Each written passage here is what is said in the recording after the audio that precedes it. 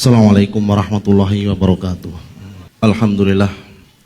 Alhamdulillahilladzi anzala as-sakinata fi qulubil mu'minin liyazdadu imanan ma'a imanihim. Nahmaduhu hamdan katsiran thayyiban barakan fihi kama yuhibbuhu wa yardah. Asyhadu an la ilaha illallah wahdahu la syarika lah wa asyhadu anna Muhammadan abduhu wa rasuluhu wa la nabiyya ba'dah. Allahumma shalli wa sallim wa barik ala nabiy hadhil ummah. Arsalahu subhanahu ila kafatil anam basyira wa nadhira wa da'iyan ilallahi bi'idnihi wa sirajan munira sallallahu alaihi wa ala alihi wa ashabihi wa man sara ala nahjihi ila yaumiddin. Hadirin Bapak dan Ibu yang dirahmati Allah Subhanahu wa taala, kita ingin mengangkat sebuah tema dalam sejarah yang diabadikan oleh Al-Quran, bagaimana ternyata munculnya orang baik di sistem yang buruk itu cukup memberikan pengaruh yang signifikan.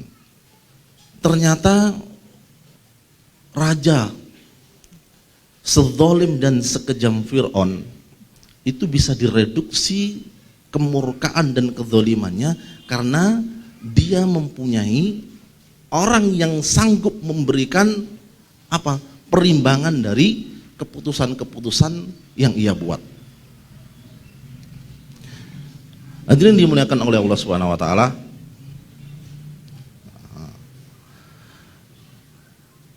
Di dalam sejarah atau sejarah Islam, kita mempunyai beberapa gambaran tentang bagaimana kepemimpinan itu seharusnya dibentuk, atau bagaimana bentuk-bentuk kepemimpinan yang ideal.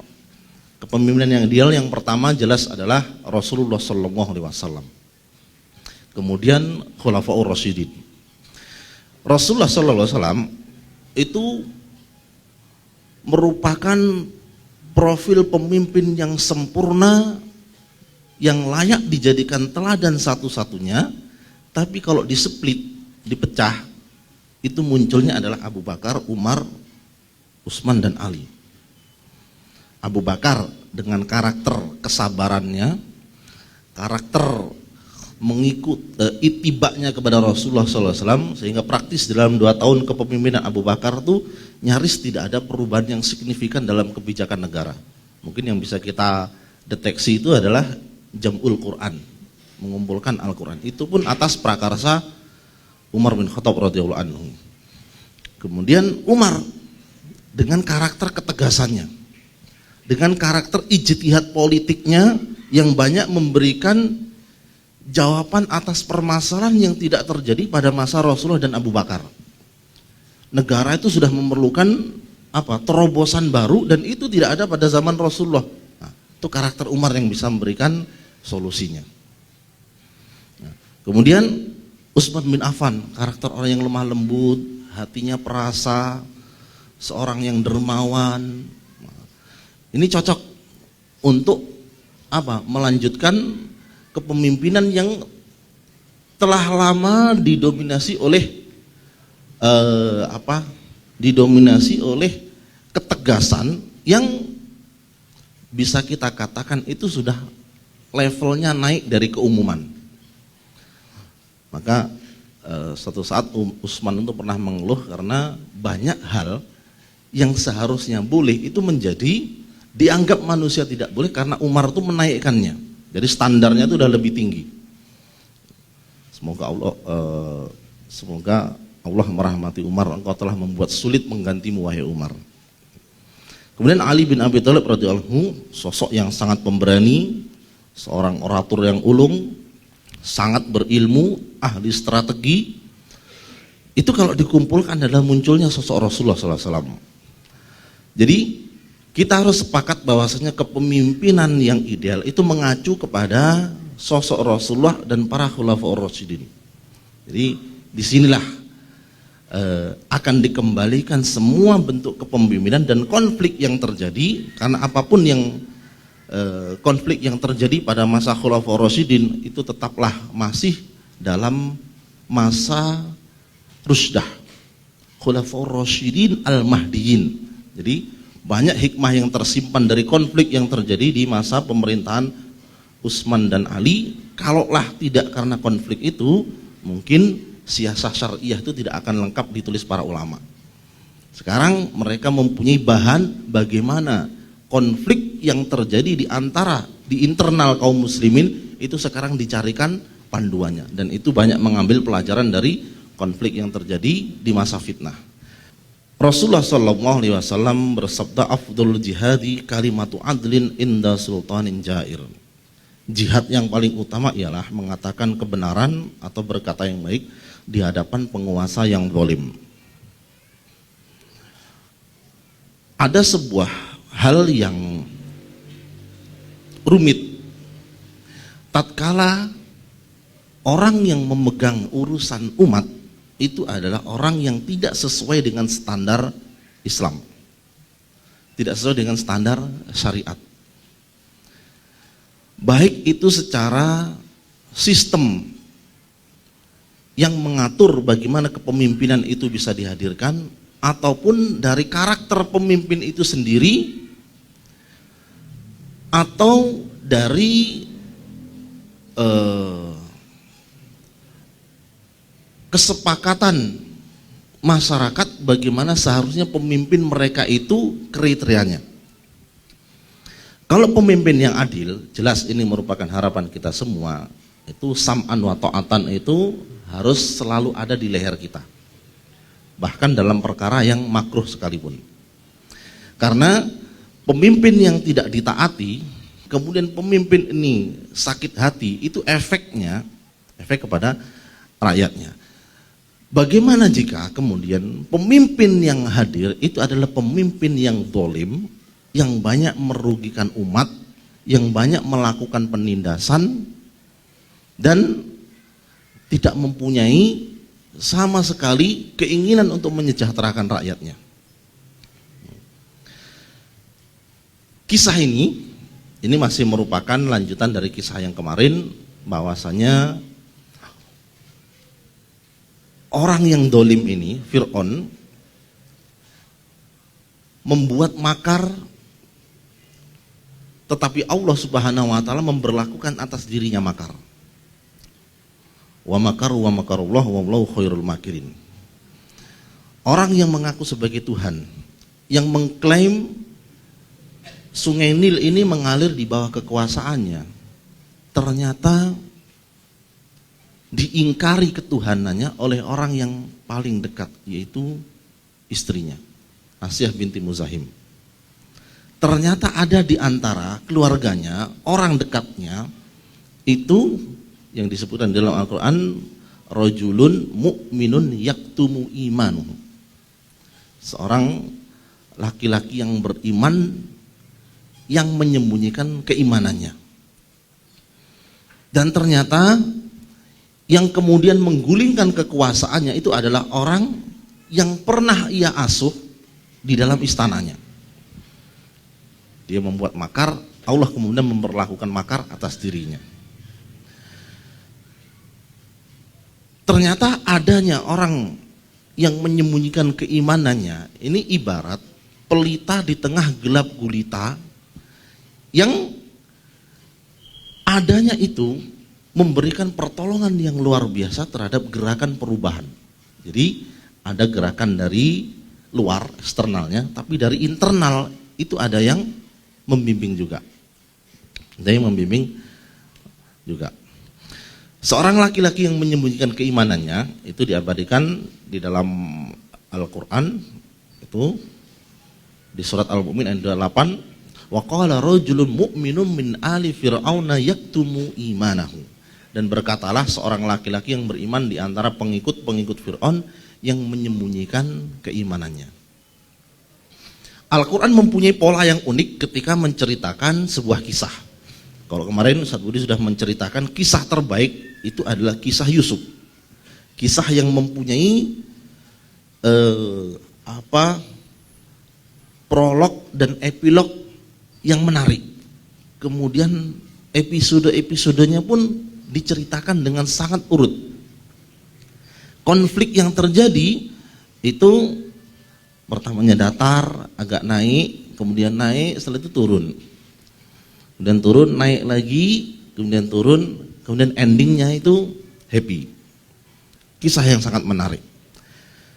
Akan tetapi ada pola Quran lagi yang ketika menceritakan sebuah kisah itu hanya potongan saja.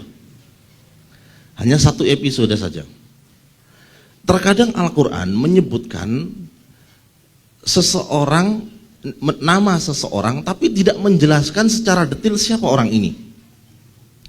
Misalkan seperti Uzair, itu hanya satu episode itu saja.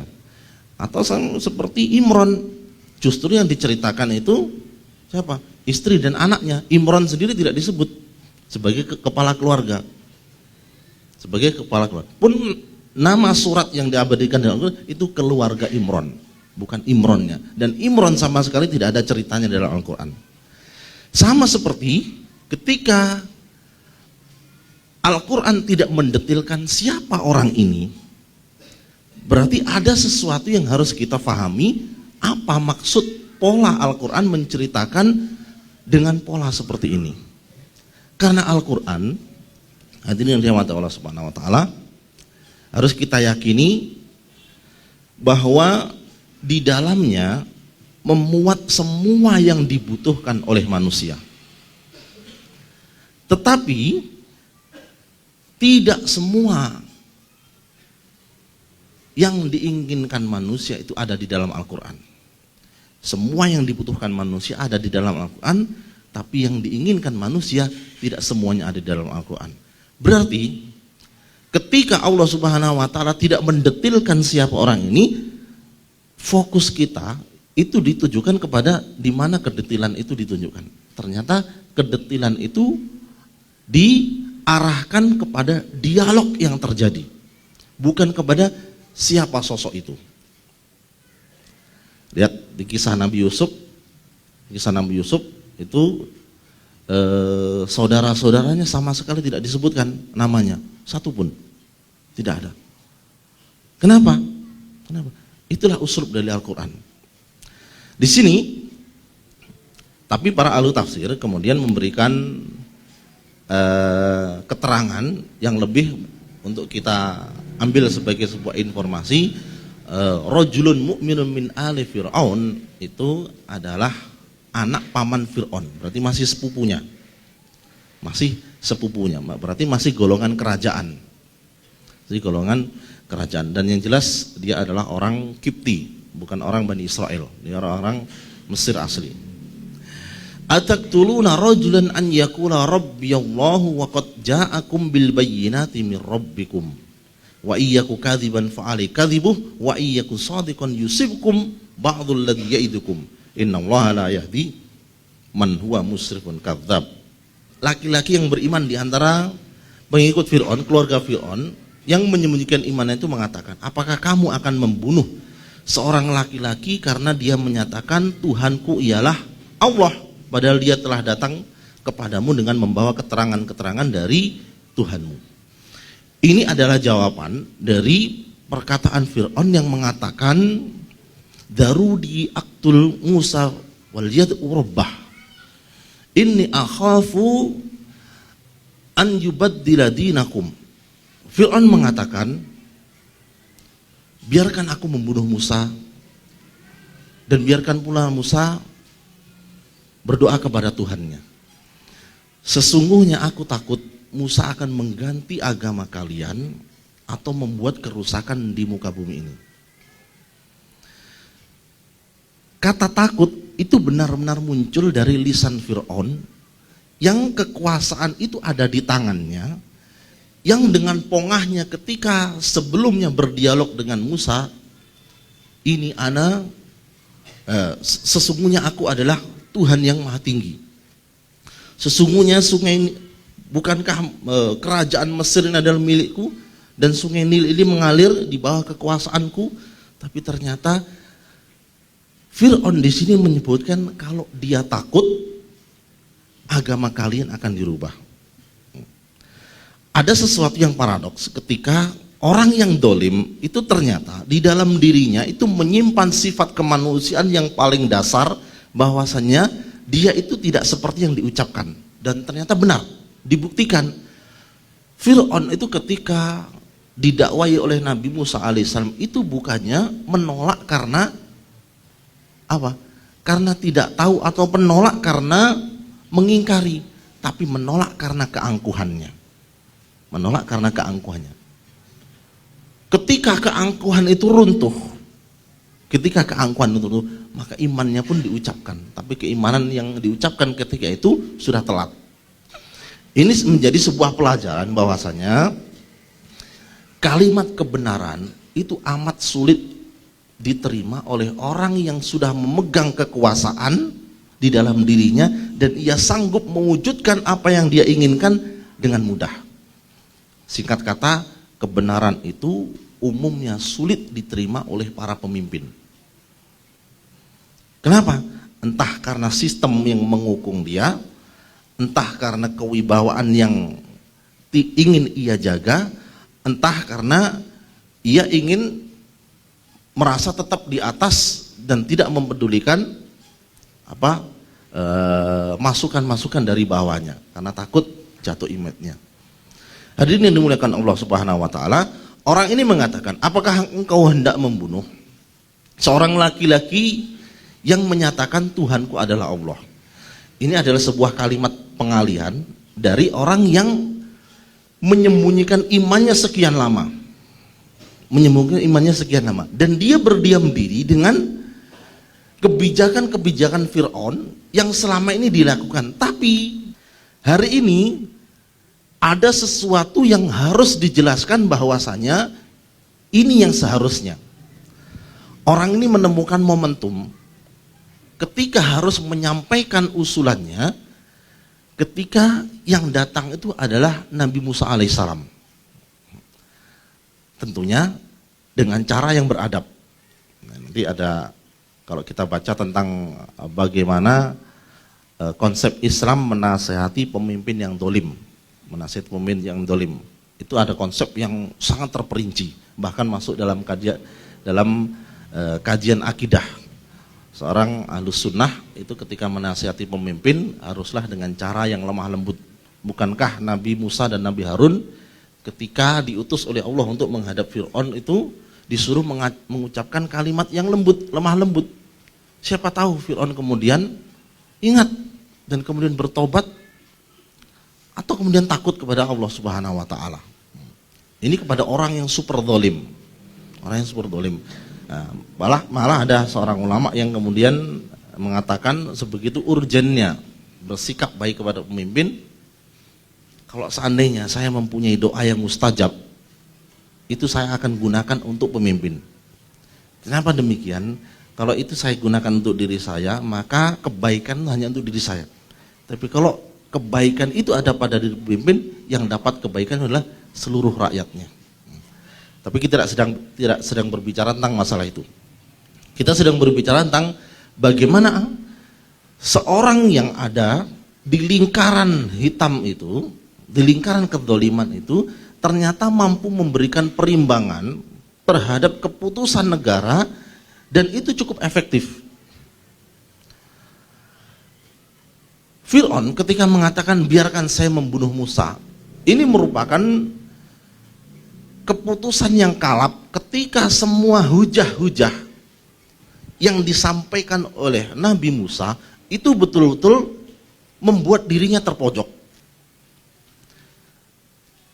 Fir'aun begitu kehilangan muka tatkala Yaumuz Zinah, pada hari manusia itu dikumpulkan seluruh rakyatnya, pada hari pasukan yang menjadi andalannya para tukang sihir yang diharapkan bisa memulihkan kembali nama baiknya, itu justru beriman ketika Fir'aun berharap lebih kepada mereka. Bukan sekedar beriman, mereka tersungkur sujud menyatakan keimanannya, itu disaksikan oleh rakyatnya. Begitu turun kewibawaan Fir'aun, begitu hancur kewibawaan Fir'aun di hadapan rakyatnya, padahal dia sebelumnya mengatakan dan mengklaim dirinya sebagai Tuhan. Biasanya orang zalim yang di puncak kekuasaan ketika tersinggung itu tidak lagi memakai akal sehatnya. Biasanya langsung memakai memakai kekerasan. Karena itu cara menasihati pemimpin yang zalim itu betul-betul harus dengan strategi, betul-betul dengan cara yang amat bijaksana, karena tersinggungnya pemimpin itu efeknya buruk. Efeknya buruk. Lihat apa yang dilakukan oleh orang yang beriman ini, yang menyembunyikan keimanannya. Ataqtuluna rajulan an yaqula rabbiyallah wa qad ja'akum bil bayyinati min rabbikum. Ini berusaha agar cara berpikir Fir'aun itu diarahkan untuk lebih memakai akal sehat ketimbang emosinya. Ini mulai direduksi masalah, mulai disederhanakan. Apakah Anda akan menghabiskan urusan Anda untuk ngurusi orang ini saja? Hanya ngurusi orang ini saja. Biarkan saja orang ini. Kalau dia itu pendusta, maka dia akan menanggung dosa dari kedustaannya tersebut. Jadi berusaha disederhanakan masalahnya, padahal masalahnya tidak sesederhana seperti itu. Tapi penyampaian yang baik dengan retorika yang tepat itu sanggup memberikan perimbangan terhadap keputusan yang diambil oleh seorang penguasa. Lihat kerapian dari redaksi orang ini. Jika dia seorang pendusta, maka dia yang akan menanggung dustanya itu. Artinya jangan ikut campur, biarkan saja orang itu. Anda terlalu mulia untuk urusan seperti itu, seakan-akan seperti itu redaksinya. Dan jika dia seorang yang benar, niscaya sebagian bencana yang diancamkan kepadamu akan menimpamu. Nah, masalah seperti ini. Kalau dia orangnya pembohong, udah nggak usah ikut-ikutan urusan dia, biarkan dia urusannya, dia yang nanggung bohongnya. Tapi masalahnya adalah bagaimana kalau dia benar? Bukankah dia sudah membawa bukti-bukti kebenarannya? Bukankah para tukang sihir yang menjadi yang menjadi harapan untuk bisa memulihkan kewibawaan Fir'aun itu justru tersungkur sujud dan beriman kepada mereka? Bukankah itu sebuah pukulan yang telak? Bagaimana kalau apa yang diancamkan itu benar-benar terbukti? Hari itu sihir itu merupakan hal yang sangat mendapatkan tempat di masa itu. Jadi mukjizat suatu nabi itu biasanya disesuaikan dengan apa yang menjadi tren pada masa itu. Nah, Nabi Musa yang ketika melemparkan tongkatnya menjadi ular, kemudian mengeluarkan tangannya dari sakunya, mengeluarkan sinar yang amat menyilaukan, itu disaksikan oleh para punggawa Fir'aun. Bagaimana kalau yang disampaikan oleh Nabi Musa itu benar-benar terbukti? Bagaimana kalau ancamannya itu benar-benar terbukti? Nah, dari semula yang ingin bertindak dengan kekuasaannya, bertindak dengan arogansinya, ini diajak untuk berpikir secara logis.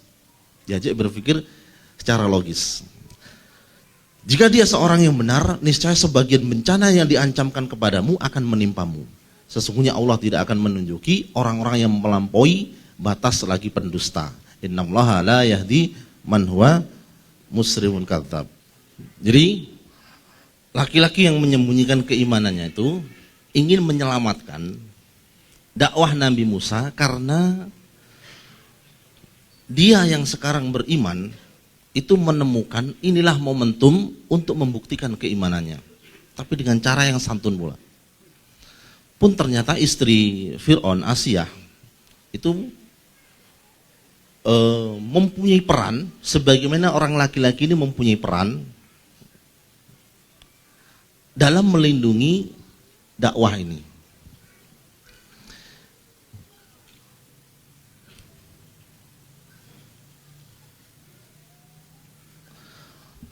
Siapakah laki-laki itu? Siapakah laki-laki yang disebut dalam Al-Quran? Qala rajulun mu'minun yaktumu imanu. Ternyata orang itu adalah orang yang sama yang ketika Nabi Musa belum diangkat menjadi seorang Rasul, yang Nabi Musa ketika itu sedang melerai pertikaian antara dua orang, satu dari kaumnya, satu dari orang Mesir. Kemudian dia membela orang yang dari kaumnya dan memukul orang Kipti tersebut sampai meninggal, sampai mati. Nabi Musa tidak bermaksud untuk membunuh, tapi itulah Nabi Musa. mempunyai fisik yang amat kuat, hanya dengan sekali pukul orang ini mati. Itulah kehendak Allah pula yang menjadikan Nabi Musa kemudian harus mengasingkan diri ke negeri Madian. Ini bagian dari skenario Allah Subhanahu wa taala untuk mempersiapkan Nabi Musa menjadi orang yang akan kembali dengan pribadi yang berbeda. Ternyata orang yang disebut di dalam Al-Quran rajulun min aqsal madinati itu adalah orang yang sama yang mengatakan kepada Fir'aun ataqtuluna rajulan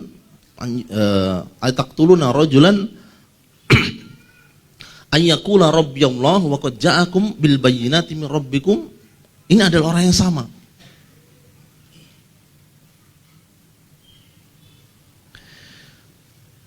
Bagaimana mungkin orang ini bisa memberitahukan kepada Musa, ya Musa, innal mala'a ya'tamiruna bika liyaqtuluka fakhruj inni laka minan nasihin.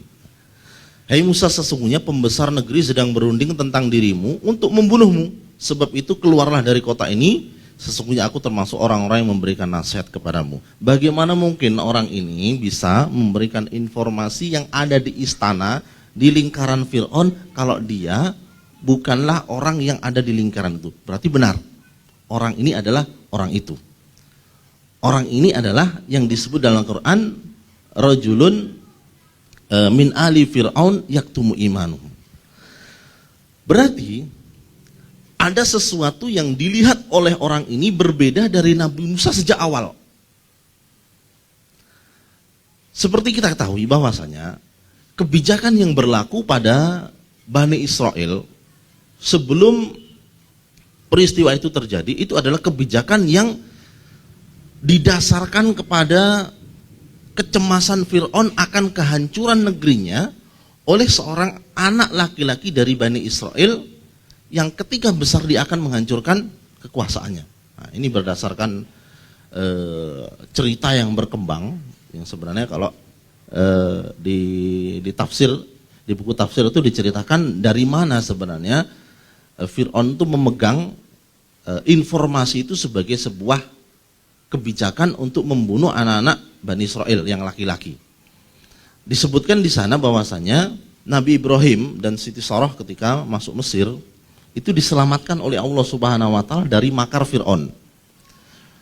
Malah karena Fir'aun ketika itu bisa dilunakkan hatinya dan melunak hatinya, itu menghadiahkan Hajar kepada Nabi Ibrahim. Nah, di situ kemudian Nabi Ibrahim diberitahukan Allah Subhanahu wa taala bahwasanya ada di antara anak keturunannya kelak yang akan menghancurkan tirani Fir'aun.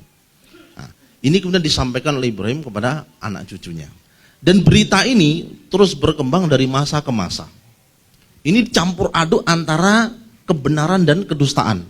Jadi itu sebenarnya lebih mirip yang dipercaya oleh Bani Israel sebagai berita burung saja. Tapi entah kenapa pada masa Fir'aun itu, Fir'aun yang ditenggelamkan ini, berita itu amat dipercaya sebagai ancaman. Sehingga muncullah keputusan membunuh anak laki-laki Bani Israel.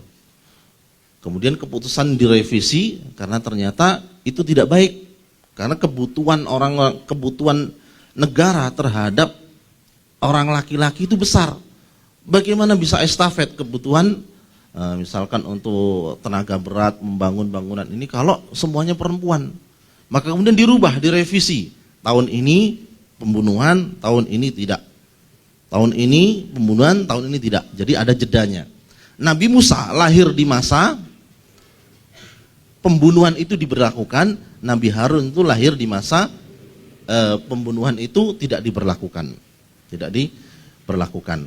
Nah, kemudian qadarullah, ternyata Nabi Musa yang dihanyutkan oleh ibunya yang mendapatkan wahyu dari Allah. Nah, wahyu dari Allah ini yang dimaksudkan di situ adalah bisikan kebenaran. Rasulullah SAW menyampaikan ada di antara umat-umat sebelum kalian yang mendapatkan bisikan dari Allah, langsung diberi qaumun muhaddatsun. Allah berbicara langsung kepadanya dan mereka bukan para nabi. Kalau di umat ini ada, orang itu adalah Umar. Jadi maksud dari kata wahyu kepada ibunya itu adalah bisikan kebenaran yang kemudian diyakini menjadi sebuah